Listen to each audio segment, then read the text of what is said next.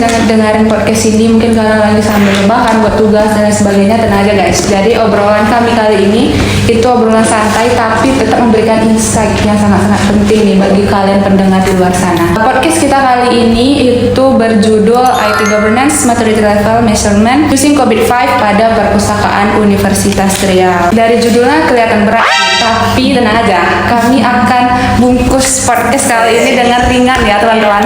Oke, setuju ya? Setuju. Oke. Sebelum itu kita kenalan dulu lah dengan Perpustakaan Unri. Kalian itu tipe yang suka baca buku langsung ke perpustakaan atau lebih suka baca buku di internet? Mungkin boleh dijawab salah satu atau boleh dong kita share nih cerita ke teman-teman di luar sana. Kayaknya untuk di zaman sekarang tuh di internet sih karena lebih fleksibel, bisa dimanapun, kapanpun gitu. Kalau aku gitu sih. Oke, setuju sih, lebih gampang lah ya. Bisa sambil rebahan dan lain sebagainya. Iya. Oke, mungkin yang lain ada mau? Kalau enaknya tuh lebih enak baca buku langsung kayak. Ya kalau baca buku di perpustakaan itu pernah tapi nggak sering Ya, gitu. berarti Iqbal sendiri pernah tapi nggak sering. Iya. Kalau teman-teman pernah nggak ke perpustakaan Unri? Pernah. Jadi kita semua pernah ya. Iya. Aku mungkin ke Iqbal lah ya, karena Iqbal tadi juga ada mention nih pernah ke perpustakaan Unri. Menurut Iqbal nih sebagai pengunjung perpustakaan Unri, mungkin boleh diceritain nggak sih perpustakaan Unri itu gimana? Perpustakaan Unri itu lumayan lah ya. Sekarang dia tidak cuma tempat buku fisik, tapi dia juga sudah bertransformasi menjadi tempat layanan sistem informasi berbasis digital. Berarti udah bertransformasi dari yang sebelumnya hanya menyediakan buku, Iya. tapi sekarang udah ada nih sistem informasinya gitu. Iya. Tentunya ketika kita membangun sistem informasi itu harus ada ini nggak sih, visi misi nggak sih? Kayak kan nggak mungkin tiba-tiba bangun tapi nggak ada tujuan gitu. Boleh diceritain gitu mungkin visi misi? Kalau PC ya, pertama kalau PC-nya itu menjadi Learning Research Center. Itu kalau nggak salah untuk di tahun 2035 nanti. Wow, menarik. Tapi agak lama ya. Ya, kan nggak mungkin instan kan? Dan untuk mewujudkan itu kan pihak Unri ini punya misi dia. Misinya itu untuk pengembangan sistem informasi, cyber library dan layanan berbasis teknologi juga. Jadi dikembangkan itu. Dari visi misi yang udah dijelasin sama Iqbal tadi. Nah, itu kan kita udah kenalan nih sama perpustakaan Unri. Mungkin sekarang kita balik lagi ke tujuan bisnis, karena kan kita awalnya udah mention nih IT governance. Mungkin boleh dong Iqbal jelasin apa sih sebenarnya tujuan bisnis yang diharapkan dari perpustakaan Unri ini? Kalau untuk tujuan bisnis itu untuk meningkatkan layanan, biar aksesnya lebih cepat, terus biar bisa memaksimalkan kewajiban utama universitas. Gitu. Menarik ya berarti ya perpustakaan Unri ini. Nah, kita kan udah kenal nih dengan perpustakaan Unri, misi, tujuan bisnis. Berarti kayak kita udah cukup lah kenalan dengan perpustakaan Unri ini. Oke, mungkin terima kasih Iqbal. Kita lanjut mungkin teman-teman mungkin boleh ke Yaya ya. Tadi kan Iqbal udah jelasin nih profil dari perpustakaan Unri. Nah, sebenarnya bisa nggak sih kita ngejelasin dulu nih ke teman-teman kenapa kita tuh harus melakukan pemetaan itu dari enterprise goals itu ke IT related goals, dan apa sih landasan utamanya? Mungkin boleh ya dijelasin. Oke, jadi pemetaan ini tuh dilakukan supaya tujuan strategis perpustakaan itu bisa kita terjemahkan jelas ke dalam kebutuhan TI-nya. Di perpustakaan Unri itu sendiri ada banyak sasaran strategis yang fokus pada peningkatan layanan digital seperti efisiensi operasional sampai optimalisasi proses berbasis teknologi. Supaya TI-nya ini benar-benar mendukung tujuan itu, kita tuh harus lihat dulu apakah enterprise goal-nya ini baru kemudian dicocokkan dengan IT related goals-nya yang relevan. Dengan begitu, kita bisa tahu sasaran TI mana yang secara langsung mendukung layanan perpustakaan ini. Misalnya kebutuhan keamanan, kontinuitas layanan, dan integrasi aplikasi. Berarti langkah ini tuh berarti memang jadi fondasi lah ya gitu supaya TI-nya itu nggak melenceng ke arah strategis organisasi ya gitu. Iya betul, ini memastikan bahwa strategi TI ini tuh benar-benar selaras dengan strategi perpustakaannya. Kita udah kebayang nih ya teman-teman apa aja itu enterprise goals dan IT related goals gitu. Mungkin boleh ya jelaskan juga dari enterprise goals itu di pemetaan ke IT related goals-nya itu seperti apa sih gitu. Contoh utamanya itu enterprise goal-nya itu tentang customer oriented service culture. Tujuannya itu muncul karena perpustakaan ini ingin meningkatkan pengalaman penggunanya terutama dalam layanan digital seperti penggunaan SLIMS, repository, JOM, dan OJS. Goal ini kemudian dipetakan ke dalam ITRG-nya. Yang pertama itu kita ada gunakan ITRG 01 yaitu Alignment of IT and Business Strategy. Yang kedua yaitu ITRG 07 yaitu Delivery of IT Service in line with Business Recruitment.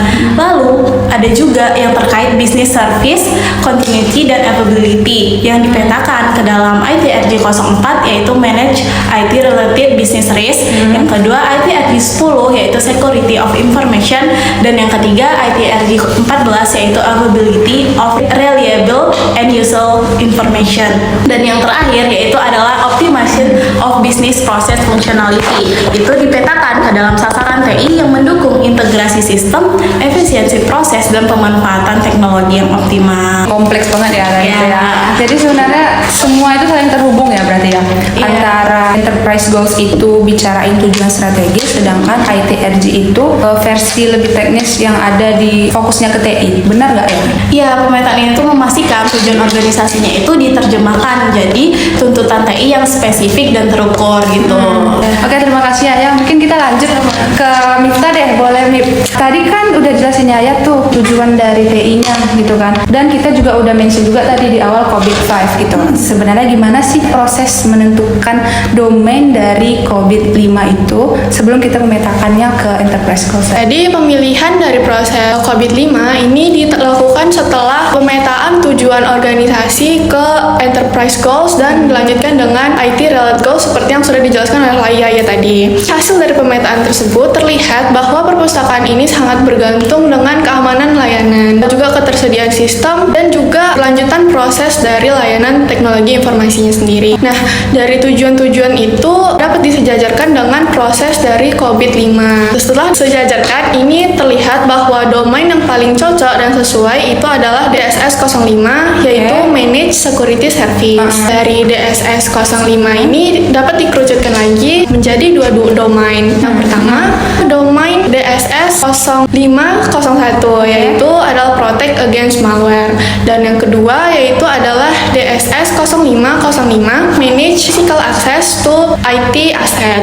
Apa sih alasan kita tuh memilih dua subdomain itu, Mif? Kan pasti kan di domain itu banyak kan subdomainnya. Iya. Kenapa kita memilih dua itu, Mif? Alasannya sih karena kedua subdomain keamanan tersebut berhubungan langsung dengan aspek keamanan yang sangat penting. Yang pertama yaitu adalah DSS 0501. Perpustakaan Universitas Riau ini memiliki banyak layanan digital seperti repository, OPAC, jurnal, dan banyak lagi. Untuk melindungi sistem dari serangan malware, virus, dan lain-lain itu perlu diimplementasikan DSS 0501 ini. Alasan 0505 atau Manage Physical Access to IT Asset itu karena fokusnya pada keamanan fisik aset TI seperti server, perangkat jaringan, dan ruang penyimpanan data. Kontrol akses fisik ini penting agar hanya pihak yang berwenang yang dapat memasuki area kritis pada server Universitas Riau. Terima kasih ya, Mif, jawabannya.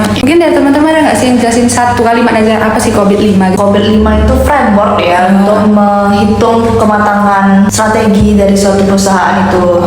Mungkin sekarang kita boleh beralih ke Ari mungkin ya. Menurut Ari, siapa saja sih yang berperan di dalam pengelolaan keamanan dari perpustakaan Unra itu, mungkin boleh dijelaskan?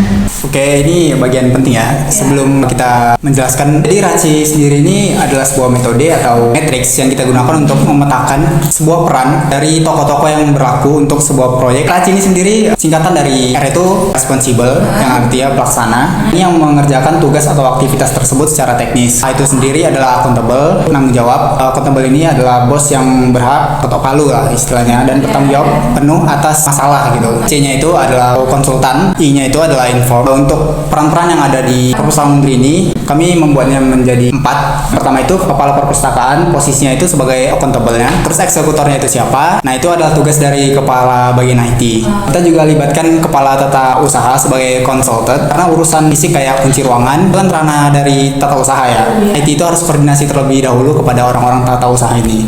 Nah yang terakhir staff lainnya itu posisinya itu sebagai inform. Jadi intinya itu mereka cuma wajib tahu aja dan patuh terhadap kebijakan ataupun aturan yang ada. Nah, seperti itu aja sih. Seperti yang Ari udah jelaskan tadi itu berarti semua praktik nyata sebenarnya itu yang tahu itu kan mereka-mereka yang di dalam struktur itu yang udah Ari jelaskan tadi kan. Menurut Ari sendiri itu praktik dari semua yang udah Ari jelaskan tadi itu udah berjalan mulus atau mereka tuh masih kayak miskom lah gitu ceritanya.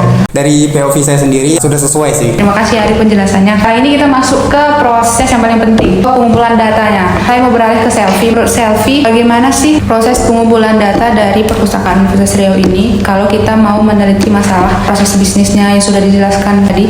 Data itu pertama dikumpulkan melalui kuesioner berbasis COVID-5 yang diisi oleh 3 responden internal. Nah, jadi penilaiannya itu menggunakan skala level dari level 1 hingga level 5. Nah, hasilnya itu menunjukkan bahwa DSS 05.1 itu memperoleh nilai rata-rata itu 3,4. Nah, sedangkan DSS 05.5 itu memperoleh nilai rata-rata 3,5. Nah, jadi keduanya itu berada di level 3. Proses sudah berjalan dan terdokumentasi, tetapi belum terukur dan belum dioptimalkan. Sebenarnya target idealnya itu kan pada level 5, sehingga terdapat gap sebesar 2 level itu yang perlu segera ditangani. Dari menurut Selfie sendiri, yang mengisi kuesioner ini apakah mereka mengisi dengan secara objektif atau dengan gaya ya udahlah isi aja lah yang penting udah isi gitu? Jadi pengisian kuesioner tersebut itu bersifat objektif ya, karena responden kan mengisi langsung dan menggunakan perpustakaan Undri sendiri. Oke. Nah, dengan keterlibatan pengguna, jadi mencerminkan pengalaman nyata dan tidak dilakukan secara sembarangan. Jadi hal ini tuh membuat hasil kuesionernya itu lebih dapat dipercaya dan sesuai dengan kondisi sebenarnya di lapangan. Sebenarnya apa sih rekomendasi perbaikan yang disarankan dari kita nih, yang kita sarankan ke perpustakaan Undri? Mungkin kali ini boleh Cia. Untuk subdomain DSS 0501 itu sendiri difokuskan ke penguatan SOP keamanan jaringannya, kayak SOP keamanan malware, terus ada pembaruan antivirus yang otomatis, lalu ada penerapan sistem filtering jaringan, sama disertakan pelatihan untuk keamanan cyber berkalanya. Sedangkan untuk DSS 0505 itu lebih ke penguatan kontrol fisiknya, kayak disediakan CCTV, pakai biometrik, pencatatan log akses, sama kalau misalnya ada tamu yang ingin tahu lebih lanjut tentang keamanan IT dan lain-lain, itu bisa didampingi secara khusus. Oke. Nah, dari rekomendasi-rekomendasi yang sudah Cia berikan tadi tuh, mana sih yang paling mudah diterapkan tapi impactnya besar, dan mana yang paling berat diterapkan tapi memerlukan biaya yang lebih besar gitu? Untuk skala prioritasnya dari kita memutuskan untuk ke DSS 0501 karena itu berhubungan dengan jaringan yang mana itu bisa diserang dari segala arah gitu, dan kita nggak tahu kapan bakal diserang gitu kan. DSS 0505 kenapa diletakkan di prioritas kedua, karena kita bisa meminimalisir hal tersebut, kita mengurangi orang yang masuk ke dalam keamanannya, makanya kita memprioritaskan di DSS 0501. Kalau misalnya kita punya anggaran terbatas nih Cia, berarti yang diprioritaskan yang Tetap DSS 0501 itu. Oke, berarti DSS 0501 berhubungan dengan malware. Yes. Oke, setuju nggak sih teman-teman kalau yang sebenarnya diprioritaskan itu berhubungan dengan malware? Setuju nggak sih? Kayak ibarat kita misalnya lagi nugas nih di kampus gitu, tiba-tiba sistem dari Undri yang mengganggu jalan sistem kita. Menarik nih pembahasan yang telah teman-teman sampaikan tadi. Kita sudah mengenal lebih jauh perpustakaan Undri, proses enterprise goals-nya, pemetaan COVID-5 gimana, struktur sebenarnya penanggung jawabnya itu siapa, gimana sih pengumpulan datanya gitu kan. Dari semua itulah kita bisa mengangkat rekomendasi perbaikan apa sih saran yang harus diperbaiki dari perpustakaan Universitas Riau. Aku simpulin podcast kita pada siang hari ini. Jadi tata kelola keamanan TI di perpustakaan Universitas Riau itu saat ini berada pada level 3, di mana sudah berjalan baik tetapi masih belum optimal. Masih ada gap 2 level menuju level 5 yang masih membutuhkan peningkatan kebijakan. Selain itu juga membutuhkan kontrol teknis dan juga membutuhkan kesadaran dari staff tadi. Nah, jadi rekomendasi dari penelitian ini, perpustakaan itu bakal punya sistem keamanan yang lebih kuat, lebih stabil, dan juga aman dari ancaman malware yang sudah disebutin Cia tadi, ataupun gangguan fisik lainnya. Mungkin teman-teman terima kasih sudah sharing-sharing terkait dengan perpustakaan Undri. Semoga semua yang kita sampaikan tadi bisa menjadi insight baru bagi para audiens di luar sana. Mungkin cukup saja podcast dari kelompok 6 pada siang hari ini. Lebih dan kurang kami mohon maaf. Kami tutup dengan Assalamualaikum warahmatullahi wabarakatuh.